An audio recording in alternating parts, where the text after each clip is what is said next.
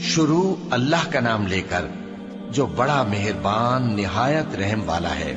लोगों, अपने परवरदिगार से डरो कि क़यामत का जलजला एक हादिसा अजीम है। ए मुखातब, जिस दिन तू उसको देखेगा उस दिन ये हाल होगा कि तमाम दूध पिलाने वाली औरतें अपने बच्चों को भूल जाएंगी और तमाम हमल वालियों के हमल गिर पड़ेंगे और लोग तुझको मदहोश नजर आएंगे, हालांकि वो मदहोश नहीं होंगे बल्कि अजाब देखकर मदहोश हो रहे होंगे। बेशक अल्लाह का अजाब बड़ा सख्त है। और बाज लोग ऐसे हैं जो अल्लाह की शान में इल्म के बगैर झगड़ते और हर शैतान सरकश की पैरवी करते हैं,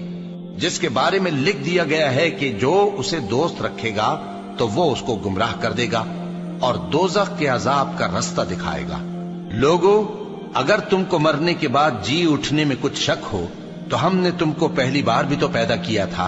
यानी इब्तिदा में मिट्टी से, फिर उससे नुतफा बनाकर, फिर उससे खून का लोथड़ा बनाकर, फिर उससे बोटी बनाकर जिसकी बनावट कामिल भी होती है और नाकिस भी, ताकि तुम पर अपनी खालिकियत जाहिर कर दें। और हम जिसको चाहते हैं एक मियाद मुकर्रर तक पेट में ठहराए रखते हैं, फिर तुमको बच्चा बनाकर निकालते हैं, फिर तुम जवानी को पहुंचते हो और बाज कब्ल अज पीरी मर जाते हैं और बाज बुढ़ापे की निहायत खराब उम्र की तरफ लौटाए जाते हैं कि बहुत कुछ जानने के बाद बिल्कुल बेइल्म हो जाते हैं। और ऐ देखने वाले, तू देखता है कि एक वक्त में जमीन खुश्क पड़ी होती है, फिर जब हम उस पर मे बरसाते हैं तो वो शादाब हो जाती और उभरने लगती है और तरह तरह की बारौनक चीजें उगाती है। इन कुदरतों से जाहिर है कि अल्लाह ही कादिर मुतलक है जो